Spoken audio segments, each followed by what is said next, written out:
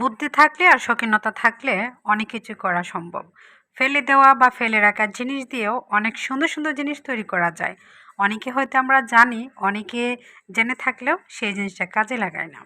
আজকে এমন একটি টিপস আমি শেয়ার করব আর দেখাবো যে ফেলে দেওয়া একটা জিনিস দিয়ে আমি কি তৈরি করলাম।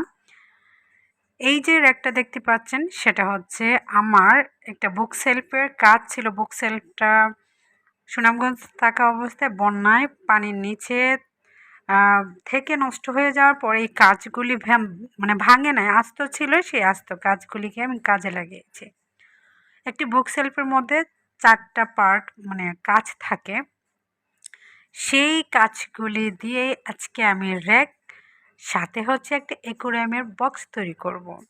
তাই স্কিপ না করে সম্পূর্ণ ভিডিওর সাথে থাকবেন। আমার সাথে আছে লেমন, সে একজন কারিগর।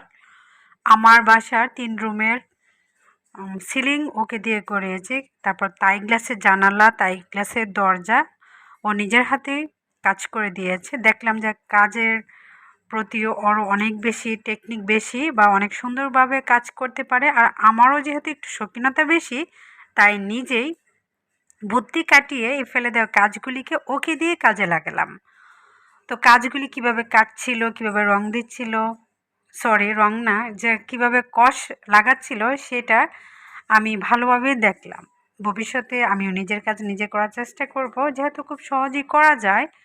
কষের সাথে একটা কষ যে ইয়েটা, সেটার সাথে একটা মেশিন থাকে, টিপ দিলে কষটা বের হয়।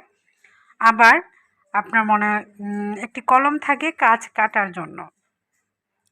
আমি আর কখনো দেখি নাই, এই সরাসরি দেখলাম আর নিজেও শিখে নিলাম। ভবিষ্যতে দেখি কিছু জিনিস এনে নিজে নিজেও ট্রাই করব। এটা যেহেতু সহজ, আমার কাছে মনে হয়েছে অনেক সহজ। চেষ্টা করলে উপায় হয়, পারবো না কেন? অবশ্যই চেষ্টা করলে পারবো। তো ওর কাছ থেকে আমি দেখে অনেকটাই মনে হচ্ছে যে আমি শিখে গিয়েছি যে কিভাবে লাগাতে হয়, কাটতে হয়, কি কি মাপ নিতে হয়।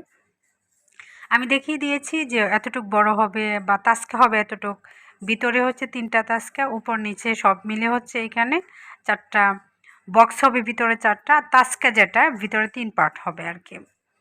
সেভাবে আমার কথা অনুযায়ী ও কেটেছে, লাগিয়েছে, আর আমি হচ্ছে একটু একটু করে ভিডিও করেছি। যারা হচ্ছে এই ফেলে রাখা জিনিসগুলি ফেলিয়ে রেখেছেন তারা কিন্তু অনেক সুন্দর সুন্দর কাজ করতে পারেন, কাজে লাগাতে পারেন, নিজের মনে মতো করে সাজাতে পারেন। যেমন আমি টুকিটাকি ফেলে দেওয়া জিনিসগুলি বা নষ্ট জিনিসগুলিকে নতুনের মতো করে রাখতে অনেক বেশি পছন্দ করি। অনেকে আপনারা আমার ভিডিও দেখেন বা শর্ট ভিডিওতে দেখে থাকবেন, পুরাতন পাতিলকে কালার করা, মাটির পাতিলকে কালার করা বা ফেলে দেওয়া জিনিসটাকে একটু সুন্দরভাবে সাজিয়ে গুছিয়ে রাখা আমার অনেক বেশি ভালো লাগে। তাই আমি আমার মতো করেই রাখার চেষ্টা করি, করার চেষ্টা করি। হয়তো বা অনেকের কাছে ভালো নাও লাগতে পারে আমার কাজগুলি, এটা কোনো ব্যাপার না। আমি আমার মতো, আমি কারো মতো হতে চাই না, আমি আমার মতো থাকতে চাই, চলতে চাই। সেভাবে ভালো আছি আলহামদুলিল্লাহ। এই যে দেখুন কাজগুলি লাগাচ্ছে, এই যে এক হাতে কাটছে বা আমিও মাঝে মাঝে হেল্প করছি। ও বারবার না করছে, আন্টি আপনাকে ধরতে হবে না। তারপর আমি চেষ্টা করছি যে ভিডিও যেহেতু করছি একটু একটু আমিও থাকি সামিল, সে আর কি। তো যেভাবে ও কাটলো বা যেভাবে লাগালো আমার কাছে খুব ইজি মনে হয়েছে। চেষ্টা করলে মনে হচ্ছে আমিও পারবো ইনশাল্লাহ। আমিও মেশিন বা এরকম কষ আনবো, আনার পর আপনাদের সাথে অ্যাকোয়ারিয়াম বা এরকম র্যাক তৈরি করে দেখাবো। ফাইনাল লুক হচ্ছে এটা। বানানোর পর 2 ঘন্টার মধ্যে কষটা সুন্দরভাবে লেগে গিয়েছে, তখন আমার বাসায় নিয়ে আসছে। এই যে ছোটো বক্স, এটা হচ্ছে অ্যাকোয়ারিয়ামের বক্স ছিল, পরে একটা ঢাকনা দিলে অ্যাকোয়ারিয়াম হয়ে যেত। তাই ভাবলাম ঠিক আছে, এখন আপাতত আমি আমার কসমেটিক সাজিয়ে রাখি। তো র্যাকটা কেমন হয়েছে কমেন্টের মাধ্যমে জানাবেন। ভালো লাগলে ফ্রেন্ডস ফ্যামিলিদের সাথে শেয়ার করবেন। লাইক কমেন্ট করে আমার চ্যানেলটাকে সাবস্ক্রাইব করে পাশে থাকবেন। আল্লাহ হাফেজ।